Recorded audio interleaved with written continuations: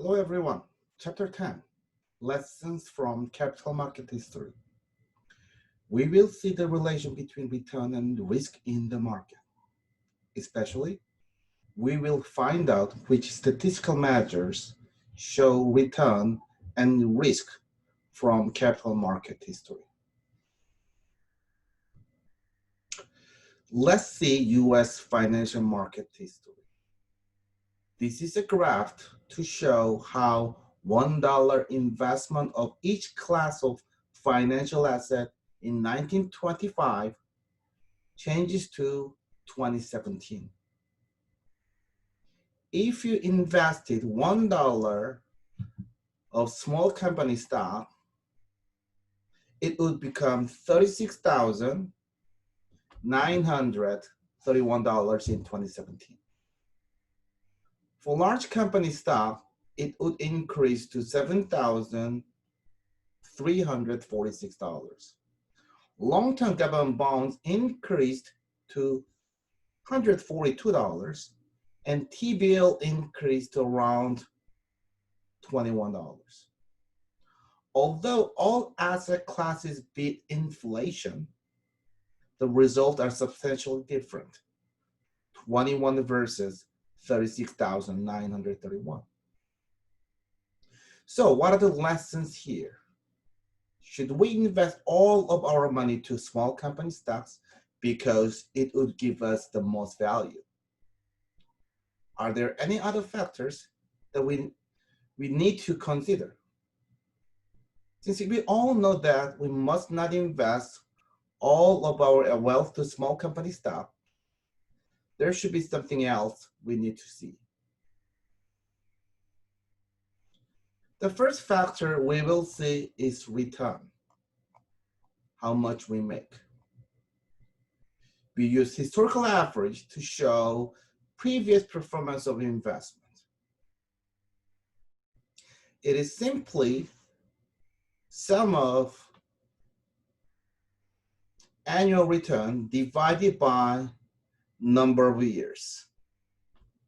Obviously, as we saw in the previous graph, the average return of small company stocks is the highest among the asset classes we looked at, 15.5%. Average return of T-bill is 3.4% as shown in the table. Now, what does historical average mean? It means that if we pick one random year, the average will be the best guess of the return of the asset. For small company stocks, the best guess about the size of the return of all stocks for years selected at random is 16.5%. The next factor is the risk. As we discussed, return is not sole factor to make an investment decision. As we saw in the graph in the first slide, it is possible for an investor to lose more money from investing in small company stocks than in T-bill. The possibility to have losses in investment is called risk. A rational investor will require higher return if the risk is higher. And the premium on taking risk is called risk premium. To compute the risk premium, we need benchmark. We need required return of financial security without taking no risk. Risk-free rate. Without taking any risk. Risk-free rate. Treasury bill issued by US Treasury Department is treated as only risk-free asset in the world. Since there is almost no possibility for US federal government to default on its short-term debt, return of T-bill is risk-free rate. So any additional returns from investing in risk asset must be the reward for bearing risk. Risk premium. Look at the table. Since historical average return of T-bill is 3.4%, the big difference between risk asset returns and risk-free rate is the risk premium. For example, the risk premium of large company stocks is 12.1%, which is average returns, minus 3.4% T-bill returns equals to 8.7%.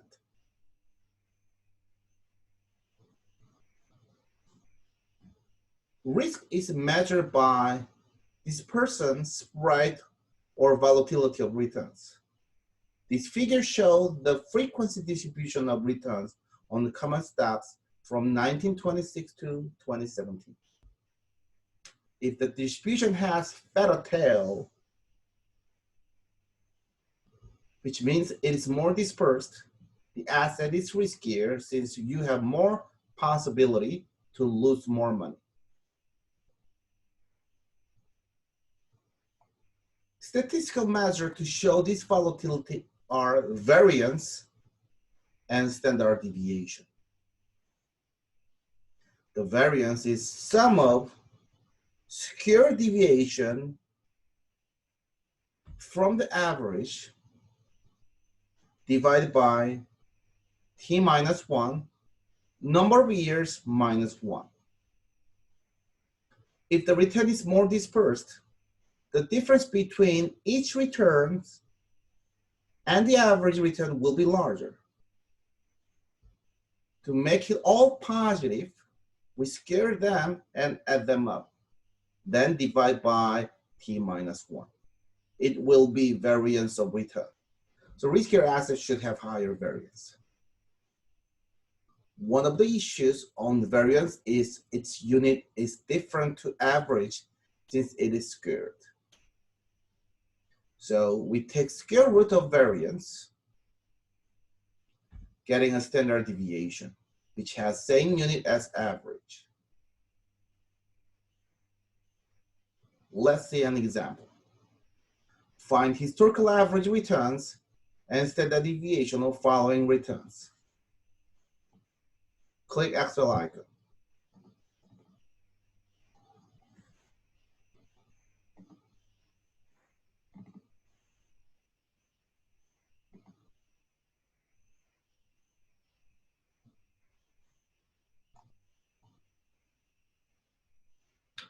First, calculate the average. Average is sum of returns divided by number of years. We can get sum here. Function sum from 11.4 to negative 25.26 and divide by 5, number of years, 11.48%. We can also get average using function average. Function average direct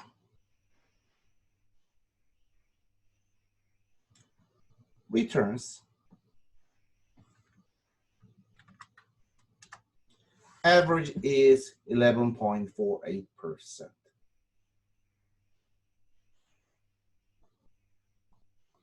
To compute its standard deviation, we need to compute the variance first. Let's copy average returns to column 3.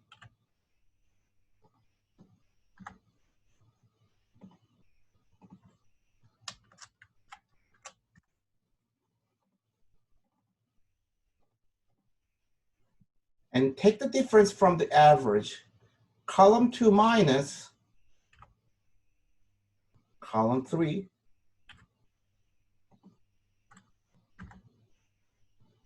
Then square them.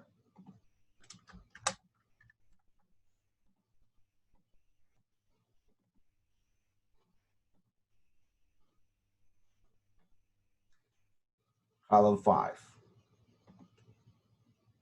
Add them up.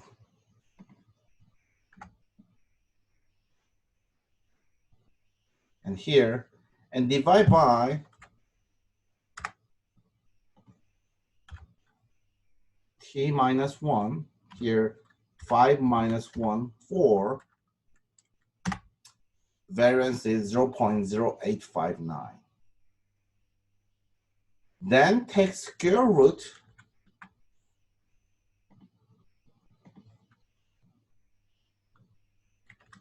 function SQRT. Standard deviation is 29.31%. Variance can be found using Excel function VAR.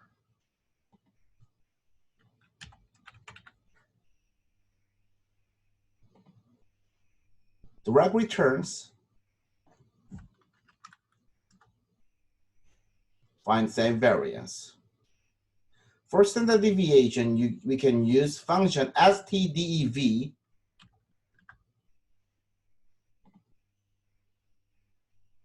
Again, returns.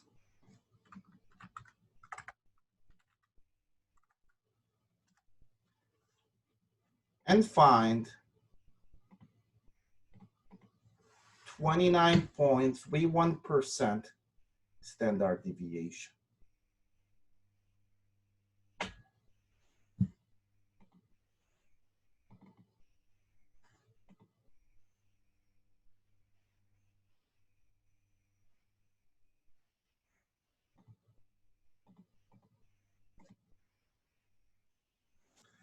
First pop quiz.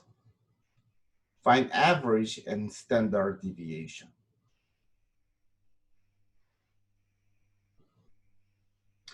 You can use Excel template.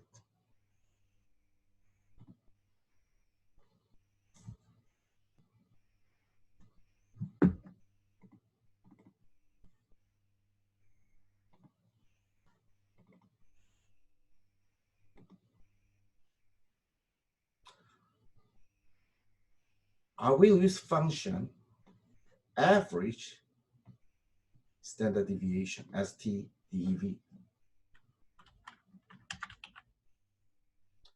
Average is 15.81%, and standard deviation is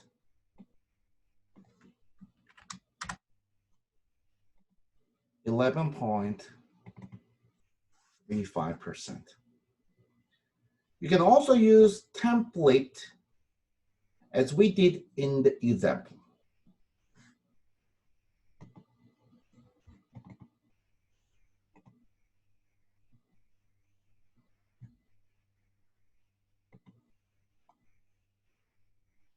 Now, if we see these distributions, small stock company returns is most dispersed, has the highest standard deviation, highest risk. TBO, the least dispersed, risk-free. But the shape of distribution is somewhat similar. This shape of distribution is called normal distribution. It is symmetric, bell-shaped curve which can be completely described by the average and standard deviation. The figure uses large company stock returns and standard deviation. The center of distribution is the average, 12.1%. If you take one standard deviation plus and minus, this area is about 68% of all areas. Since standard deviation is 19.8%, the range of one standard deviation is 12.1% minus 19.8%, which is negative 7.7%, and 12.1% plus 19.8%, 31.9%.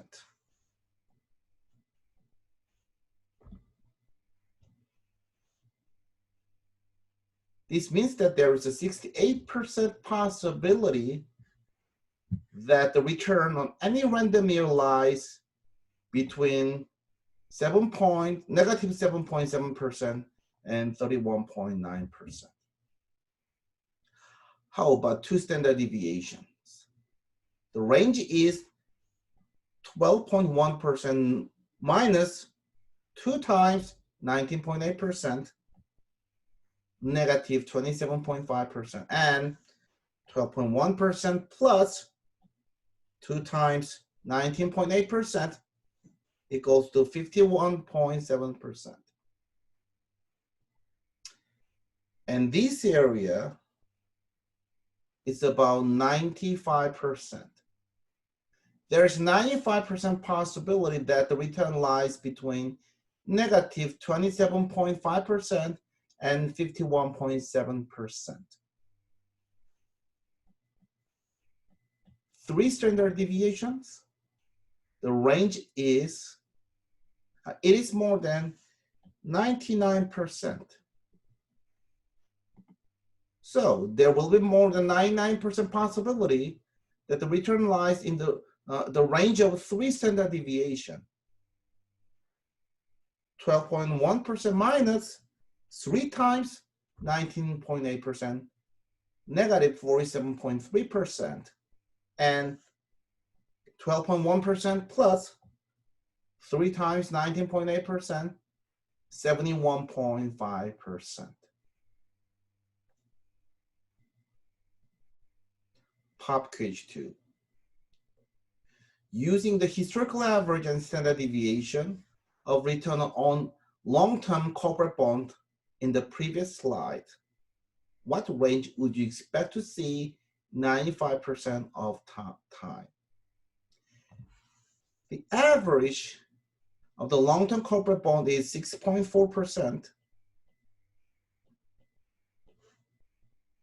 Standard deviation is 8.3%. Please solve it.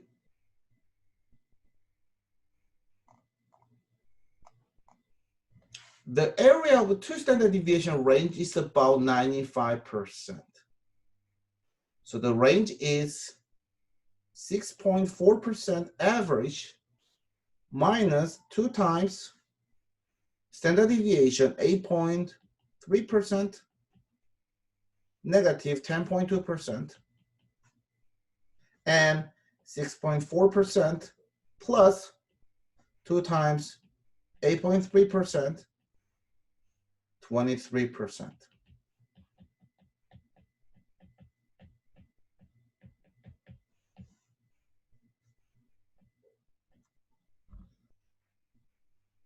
This is the end of the first part. Next part, we will see if it's a market hypothesis.